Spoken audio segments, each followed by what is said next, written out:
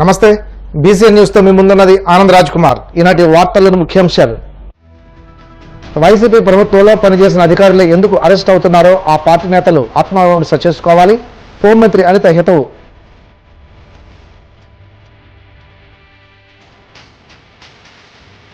మే 2న అమరావతిలో ప్రధాని మోడీ పర్యటన. సుమారు 1,00,000 కోట్ల రూపాయల విలువైన అభివృద్ధి పనులకు శ్రీకారం. మంత్రి పయ్యావుల వెల్లడి.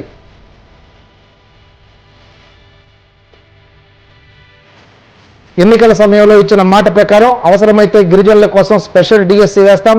మంత్రి గుమ్మడి సంధ్యారాణి వెల్లడి. కూటమి ప్రభుత్వంలో ధర్మ పరిరక్షణ కొరవైందన్న వైసీపీ మాజీ ఎమ్మెల్యే మల్లాది విష్ణు. శ్రీకూర్మంలో నక్షత్ర తాబేళ్లు చనిపోవడమే ప్రభుత్వ నిర్లక్ష్యానికి నిదర్శనమని ధ్వజం. తప్పు చేసిన వారికి శిక్ష పడాలనే నినాదంతో కూటమి ప్రభుత్వం ముందుకు వెళ్తుందని హోంమంత్రి వంగలపూడి అనిత అన్నారు. తమ ప్రభుత్వంలో సాక్ష్యాలు లేకుండా పోలీసులు ఏ కేసులను ముందుకు వెళ్లట్లేదని స్పష్టం చేశారు. తప్పు చేసిన వారిని పారదర్శకంగానే శిక్షిస్తున్నామన్నారు. తెలుగుదేశం నాయకులు కార్యకర్తల్లో ఎంత ఆవేశం ఉన్నా గత జగన్ ప్రభుత్వంలో తప్పు చేసిన వారి పట్ల ఓ పద్ధతి ప్రకారం చట్ట ప్రకారంగానే చర్యలు తీసుకుంటున్నామని అన్నారు. వైసీపీ ప్రభుత్వంలో పనిచేసిన అధికారులే ఎందుకు అరెస్ట్ అవుతున్నారో ఆ పార్టీ నేతలు ఆత్మవిమర్శ చేసుకోవాలని హితవు పలికారు. జగన్ వల్ల గతంలో శ్రీలక్ష్మి లాంటి అధికారులు కూడా జైలుకు వెళ్లారని అన్నారు.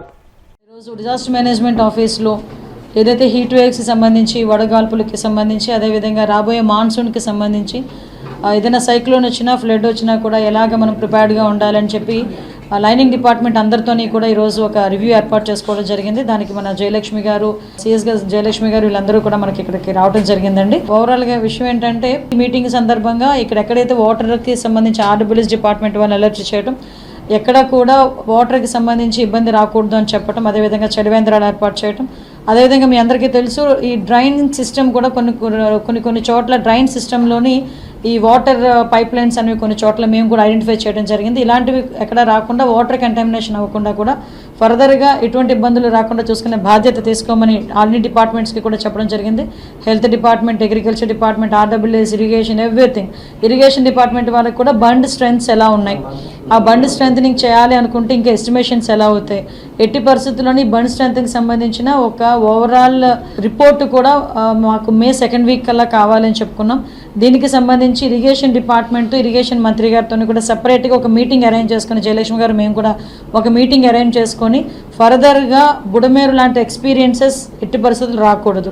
దీనికి కూడా ప్రధాన కారణం కూడా మీకు తెలుసు, లాస్ట్ 5 years ఇరిగేషన్ డిపార్ట్మెంట్ని మూలన కూర్చోబెట్టిన కారణంగా బండ్స్ కూడా స్ట్రెంథనింగ్ ఎక్కడ ఎలా ఉన్నాయన్నది కూడా డిపార్ట్మెంట్ వాళ్ళకి తెలియని పరిస్థితి అయిపోయింది. ఈరోజు డిపార్ట్మెంట్ పరంగా గవర్నమెంట్కు, ఎన్డీఏ గవర్నమెంట్ తాలూకా ముఖ్య ఉద్దేశం, అదేవిధంగా గౌరవ ముఖ్యమంత్రి గారు నారా చంద్రబాబు నాయుడు గారి తాలూకా ముఖ్య ఉద్దేశం కూడా ఏంటంటే ఎట్టి పరిస్థితుల్లోని ఏ డిజాస్టర్ వచ్చినా కూడా హ్యూమన్ లాస్ ఉండకూడదు, క్యాటిల్ లాస్ ఉండకూడదు అన్నది ఒక స్లోగన్గా తీసుకొని మేము ఈరోజు ముందుకు పనిచేస్తున్నాం. అంటే మాకు ఒక చరిత్ర లేదండి. మీకు ఒకసారి అబ్జర్వ్ చేసుకుంటే కూటమి ప్రభుత్వం అధికారంలో ఇప్పుడుండి లాస్ట్ తెలుగుదేశం పార్టీ హయాంలో కూడా ఇప్పుడు కూడా గవర్నమెంట్లో అఫీషియల్స్ జైలుకి వెళ్ళిన పరిస్థితులు అయితే లేవు.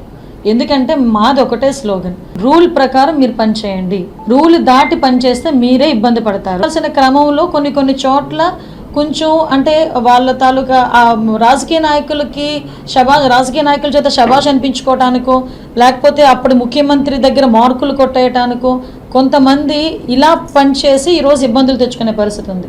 మీకు తెలుసు శ్రీలక్ష్మి గారు ఒక సీనియర్ ఐఏఎస్ ఆఫీసర్. శ్రీలక్ష్మి ఎన్ని రోజులు ఆవిడ జైల్లో ఇబ్బంది పడ్డారో మనందరికీ కూడా తెలుసు. అలాంటి సందర్భం మా గవర్నమెంట్లో పనిచేసిన ఏ ఐఏఎస్ ఆఫీసర్కైనా, ఏ ఐపీఎస్ ఆఫీసర్కైనా అయిందా అండి? మళ్ళీ మేము కూడా చాలా సందర్భాల్లో ప్రతిపక్షంలో ఉన్నాము. ప్రతిపక్షంలో ఉండి మేము కేసులు పడ్డాము, మేము ఇబ్బందులు పడ్డాము తప్పించి ఏ అధికారి మా వల్ల ఇబ్బందులు పడిన పరిస్థితి కనిపించలేదు. అది మేము డ్యామ్ షూర్గా చెప్పగలం. మరి మీ గవర్నమెంట్లో ఉన్న అఫీషియల్స్ ఎందుకు ఈరోజు బయటకు వచ్చి తప్పు చేశారని చెప్పి ప్రజల ముందు లేకపోతే చట్టం ముందు నిల్చోవాల్సిన అవసరం ఏమొచ్చింది, ఎందుకు వచ్చింది అన్నది మీరు ఆత్మావలోకనం చేసుకోవాలి. ఎందుకనంటే ఈరోజు మీరు చెప్పిన తప్పుడు పనులు చేయటం వల్ల ఈరోజు వాళ్ళు ఇబ్బందులు పడుతున్నారు. వాళ్ళు ఈరోజు అరెస్ట్ అయ్యే పరిస్థితి వచ్చింది. తీరా తప్పు చేయించి ఈరోజు వాళ్ళు ఇబ్బందులు పడే పరిస్థితి వచ్చినప్పుడు వాళ్ళకి మీరు కనీసం ఆ పక్కన వేరేగా మీరు సపోర్ట్ చేయడం అనేది పక్కన పెట్టండి. ఈరోజు వచ్చి మీరేమో వాళ్ళ తాలూకా సిన్సియారిటీని, వాళ్ళ తాలూకా క్యారెక్టర్ గురించి మీరు మాట్లాడుతూ ఉంటే మాకు కొంచెం ఇబ్బందిగా అనిపిస్తుంది. అంటే ఆయన అక్కడ మాట్లాడారు కాబట్టి సరిపోయిందండి. కానీ అదే కనుక బయటకు వచ్చి మాట్లాడితే యావరేజ్ 100 మంది ఉన్న ప్లేస్లో ఆయన మాట్లాడితే 70 మంది లేచి నీ హయాంలో నాకు అన్యాయం జరిగింది అని చెప్పి లేచి నుంచొని చెప్పే పరిస్థితి ఉంటుంది. ఆయన 4 గోడల మధ్యలో కూర్చొని వాళ్ళ కార్యకర్తల మధ్యలో కూర్చొని మాట్లాడితే కాదు. ఒక్కసారి ఆత్మావలోకనం చేసుకోమని చెప్పండి.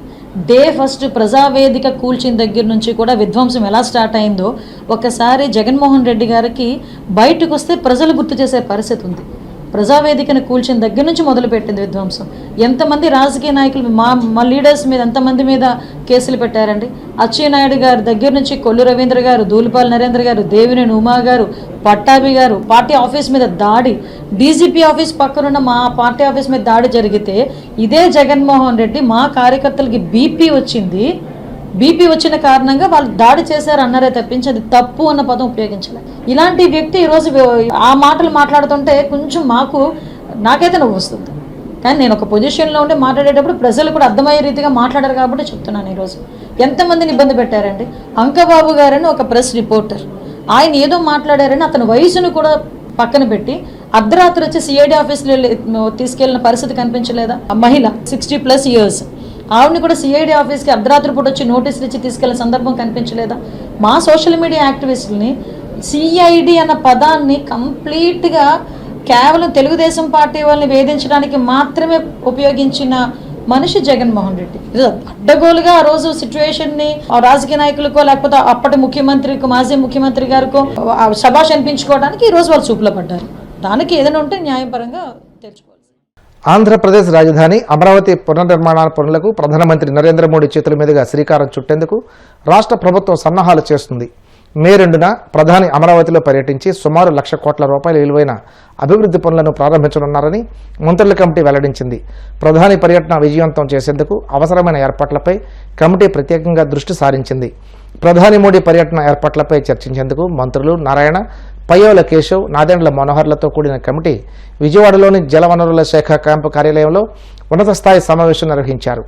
అమరావతి పునర్నిర్మాణ వేదిక నుండే ప్రధాని మోడీ 1,00,000 కోట్ల రూపాయల విలువైన పనులకు ప్రారంభోత్సవం లేదా శంకుస్థాపన చేస్తారని మంత్రి పయ్యావుల కేశవ్ స్పష్టం చేశారు. ఈ పనులన్నింటికీ ఇప్పటికీ ఆర్థిక వనరులు సమకూరాయని, కాంట్రాక్టర్లను కూడా ఖరారు చేశారని తెలిపారు. ప్రధానమంత్రి గారి పర్యటన విజయవంతంగా జరగాలనేటువంటి లక్ష్యంతో ఈరోజు రాష్ట్ర ప్రభుత్వం తరఫున ఏర్పాట్లు చేయడం జరుగుతుంది. ఇటు అమరావతి, అటు పోలవరం, ఈ 2 ప్రాజెక్టులకి కేంద్ర ప్రభుత్వం పెద్ద ఎత్తున సపోర్ట్ చేయడం అనేటువంటిది తెలుగువారిగా మనం అందరం కూడా అభినందించాల్సినటువంటి అంశం. ఇది ఆగిపోయినటువంటి పోలవరాన్ని ఆల్రెడీ పనులు ప్రారంభించడం జరిగింది. ఆగిపోయినటువంటి అమరావతిని సెల్ఫ్ ఫైనాన్సింగ్ ప్రాజెక్టుగా రాష్ట్ర ప్రభుత్వానికి పెద్ద బర్డన్ లేకుండా, రాష్ట్ర ప్రభుత్వ ఖజానా నుంచి పెద్దగా మనం ఆర్థికంగా సపోర్ట్ చేయకుండా అమరావతికి డబ్బులు కేంద్రం నుంచి తీసుకుని ఆ తర్వాత అమరావతి వాళ్ళకున్నటువంటి భూముల్ని సేల్ చేసి ఆ లోన్స్ రీపే చేసే మెకానిజంలో కేంద్ర ప్రభుత్వం మనకు సహాయం చేయడం జరిగింది. వారికి మనం అందరం కూడా ధన్యవాదాలు చెప్పాల్సినటువంటి పరిస్థితి ఉంది. ఈ ధన్యవాదాలు ఏ రకంగా ఉండాలంటే రేపు వచ్చేటువంటి కార్యక్రమంలో మనం అందరం కూడా ఏర్పాట్ల వరకు చూస్తే ఖచ్చితంగా ఈ చుట్టుపక్కల ఉన్నటువంటి జిల్లాల నుంచి కూడా అందరినీ కూడా ఆహ్వానించడం జరుగుతూ ఉంది. అట్లానే ప్రతి ప్రాంతం నుంచి కూడా ప్రతినిధులు రావాలని చెప్పేసి కోరుకుంటా ఉన్నాం. దాదాపు 1,00,000 కోట్ల రూపాయలకు సంబంధించినటువంటి ఫౌండేషన్స్ ప్రధానమంత్రి గారు ఆ రోజు ఇనాగరేషన్ చేయబోతున్నారు, ప్రారంభం చేయబోతున్నారు. ఇవన్నింటికి ఫైనాన్స్ టైఅప్ చేయబడింది. ఈ ఫైనాన్స్ టైఅప్ చేయబడి పనులు ప్రారంభానికి సిద్ధంగా ఉన్నాయి. కాంట్రాక్టర్లు ఫైనలైజ్ అయిపోయినారు. ప్రధానమంత్రి గారు ప్రారంభం అని చెప్పగానే నెక్స్ట్ డే నుంచే పనులు ప్రారంభించేలాగా ఏర్పాట్లు చేయడం జరిగింది. 1,00,000 కోట్ల రూపాయలకు సంబంధించినటువంటి పనులన్నీ ప్రధానమంత్రి గారి చేతుల మీదుగా మనం ప్రారంభోత్సవం. గిరిజనుల కోసం స్పెషల్ డిఎస్సి వేస్తామని మంత్రి గుమ్మడి సంధ్యారాణి అన్నారు. అల్లూరి సీతారామరాజు జిల్లా అరకులోయ డిగ్రీ కళాశాల అదనపు భవనాల ప్రారంభోత్సవానికి ఆమె ముఖ్య అతిథిగా హాజరయ్యారు. ఈ సందర్భంగా ఆమె మాట్లాడుతూ గత ప్రభుత్వ నిర్లక్ష్యం వల్ల ప్రస్తుతం ఎన్నో ఇబ్బందులను ఎదుర్కొంటున్నామన్నారు. ఒక్క బటన్ నొక్కడం తప్ప బిల్డింగులు, రోడ్లు, సంక్షేమ పథకాలు లేవని ఆరోపించారు. ముఖ్యంగా గిరిజనులకు అవసరమైన విద్య, వైద్యం, సాగునీరు, త్రాగునీరు, రహదారి సౌకర్యాలపై గత ప్రభుత్వం ఎటువంటి దృష్టి పెట్టలేదని, గంజాయి పండించేందుకు మాత్రం ప్రోత్సహించారని మంత్రి సంధ్యారాణి మండిపడ్డారు. ఈరోజు అరకులో డిగ్రీ కాలేజ్ అదనపు భవనాలు అంటే అదనపు బిల్డింగ్స్ మొత్తం అంతాను వాటిని ఓపెన్ చేయడానికి వచ్చాం. అవి 1 కోటి రూపాయలతో కట్టడం జరిగింది. ఇక్కడ చదువుకున్న విద్యార్థులకి సులభతరంగా ఉండడానికి, వాళ్ళకి సౌకర్యాలు చేయటానికి కోసం ఏర్పాటు చేసినటువంటి తరగతులు, ప్లస్ ఏంటంటే అవి ల్యాబ్స్ కూడా, కెమిస్ట్రీ కానీ, జువాలజీ కానీ, physics or botany A labs అయినా ల్యాబ్స్ కూడా యూజ్ చేసుకోవచ్చు. అలాగే మనం ఇక్కడ పిల్లలందరికీ కూడా ఎటువంటి ఇబ్బంది లేకుండా చేయాలన్నదే ఉద్దేశం. ఓల్డ్ బిల్డింగ్స్ కూడా వాటి గురించి కూడా ప్రిన్సిపల్ గారు చెప్పడం జరిగింది. అవి కూడా ఇంజనీరింగ్ డిపార్ట్మెంట్ తో ఎంక్వైరీ చేయించి ఆ బిల్డింగ్స్ బాగున్నాయి పర్వాలేదు అనుకుంటే వాటికి రెనోవేషన్ చేయిస్తాం త్వరలో. లేదు అనుకుంటే వాటిని కూల్ చేసి మళ్ళీ కొత్త బిల్డింగ్స్ ఎస్టిమేషన్స్ కూడా వేయమని ఇక్కడ ఏఎన్సీ గారు ఉన్నారు, వాళ్ళకి కూడా చెప్పడం జరిగింది. వివో గారు వాటి మీద పూర్తిగా పర్యవేక్షణ చేసి రిపోర్ట్ ఇస్తారు. ఆల్రెడీ పెట్టామండి, త్వరలో శాంక్షన్ అవుతుంది. గత 5 సంవత్సరాలు చేసినటువంటి పనికిమాలిన పనుల వల్ల ఈరోజు చాలా వరకు మనం ఇబ్బందులు పడుతున్నాం. గత 5 సంవత్సరాలు అసలు ఏ అభివృద్ధి కార్యక్రమాలు లేవు. మీకే తెలుసు, ఏదో మేము వేరే పార్టీ కాబట్టి చెప్తున్నాం అన్నది కాదు, మీకు అందరికీ తెలుసు. గత 5 సంవత్సరాలు ఏదైనా బిల్డింగ్ ఓపెన్ చేశారా, ఏదైనా రోడ్డు వేశారా, ఏదైనా ఒక సంక్షేమ అభివృద్ధి కార్యక్రమం చేశారా అంటే లేదు. బటన్ నొక్కడం, 5-10 ఇవ్వడం, చేతులు దులుపుకోవడం, ఈ పనులే తప్ప గానీ పూర్తి స్థాయిలో పార్టీ అని మేము చూడడం, ఎమ్మెల్యేలు ఎంపీలు ఏ పార్టీ అని కూడా చూడడం. డెవలప్ అవుతుందా లేదా, గిరిజనుల తాలూకా సమస్యలు చెబుతున్నారా లేదా, ఈ ఏరియాలో ఉన్న గిరిజనుల తాలూకా జీవన విధానం మారుతుందా లేదా, ఇంతకు పూర్వంలా కాకుండా ఇబ్బంది పడకుండా ప్రశాంత జీవన విధానం వెళ్ళాలి అన్నది గౌరవ ముఖ్యమంత్రి గారి ఇది. కాబట్టి మేము అది చేసుకెళ్తున్నాం. జీసీసీ మీద కూడా దృష్టి పెట్టాం. ఇగో చైర్మన్ గారు ఇక్కడే ఉన్నారు. జీసీసీ మొత్తం అంతా కూడా అంటే ప్రొక్యూర్మెంట్ నుంచి దృష్టి పెడుతున్నాం. ఎందుకంటే జీసీసీలో కూడా కొంతమంది గత 5 సంవత్సరాల నుంచి కనీసం ఒక్కరిని కూడా ఉద్యోగస్తులను వెయ్యలేదు. రిటైర్ అయి వెళ్ళిపోయిన వాళ్ళే గానీ కొత్తగా వచ్చిన వాళ్ళు ఎవరు లేరు. మేము కొత్తగా ఏంటంటే ప్రతి మండలానికి ఒక జీసీసీ బిల్డింగ్ లాగా ఏర్పాటు చేసుకొని ఆ మండలంలో దొరికినవన్నీ కూడా అక్కడ అదొక జీసీ బిల్డింగ్ అనుకోండి, అలా ఒకటి ఏర్పాటు చేసి, ఎలాగైతే మనం ఇప్పుడు ఈ రోజు డీలర్లు అందరూ కూడా ఒక ఇల్లు ఏర్పాటు చేసుకొని చేస్తున్నారు, అలా ఒక జీసీసీ బిల్డింగ్ లో ఒక బిల్డింగ్ ఏర్పాటు చేసుకొని ఆ మండలంలో దొరికినవన్నీ అవి తీసుకుంటే అక్కడి నుంచి మనం తీసుకెళ్ళడానికి దళారుల బారిన పడకుండా గిరిజనులకి సులభతరంగా వాళ్ళు అమ్మిన పంటని, వాళ్ళు పండించి అమ్ముకుంటున్న పంటకి సరైన ధర రావడానికి కోసం ఈ ఏర్పాట్లు చేస్తున్నాం. ఆత్మకూరులో ముఖ్యమంత్రి చంద్రబాబు పర్యటించనున్నారు. ఈ సందర్భంగా ముందస్తు ఏర్పాట్లపై అధికారులతో దేవాదాయ శాఖ మంత్రి ఆనం రామనారాయణ రెడ్డి సమీక్ష సమావేశం నిర్వహించారు. చంద్రబాబు పర్యటన విజయవంతం చేయాలని ఈ సందర్భంగా ఆయన అధికారులకు సూచించారు. వీలైతే దళిత బీసీ కాలనీ దాంట్లో కొంత ఐడెంటిఫై చేయాలా, గైడ్ లైన్స్ ఇస్తాము. దాని ప్రకారం కొన్ని గైడ్ లైన్స్ ప్రకారం చేయండి. మొత్తం 2 హౌసెస్కి సీఎం వెళ్ళి పెన్షన్ ఎవరు వస్తారు. అక్కడి నుంచి మళ్ళీ బయలుదేరి ఎంఎస్ఎంఈ ఫంక్షన్ చేస్తారు. ఎంఎస్ఎంఈ ఫంక్షన్ అది వాళ్ళు ఎగ్జిబిషన్ అన్ని పెడతారు ఇండస్ట్రీస్ వాళ్ళు. లాస్ట్ టైం మనం మహిళా ప్రోగ్రామ్ అప్పుడు మహిళా దినోత్సవంలో మార్కాపూర్ వస్తే ఉమెన్ ఎంటర్ప్రెన్యూర్స్ ఆ కొత్త కంపెనీస్ ఫామ్ చేయడం, వాళ్ళతో ఎంప్లాయీస్ అన్ని పెట్టారు. అందులో ఇప్పుడు వచ్చేది ఇండస్ట్రియల్ పార్క్ కాబట్టి డెఫినెట్గా ఇక్కడ కాకపోతే ఎక్కడైనా ఇండస్ట్రీస్ పెడతామని వచ్చే వాళ్ళని ఇన్వైట్ చేస్తారు. వాళ్ళ ఎంప్లాయీస్ అన్ని పెడతారు. పెట్టి అప్పుడు బహుశా లాస్ట్ టైం ప్రతి వర్కర్స్ మీటింగ్కి అది వేరే ఇది తీసుకొస్తారు. ఇప్పుడు కాసేపు ప్రకటనలు.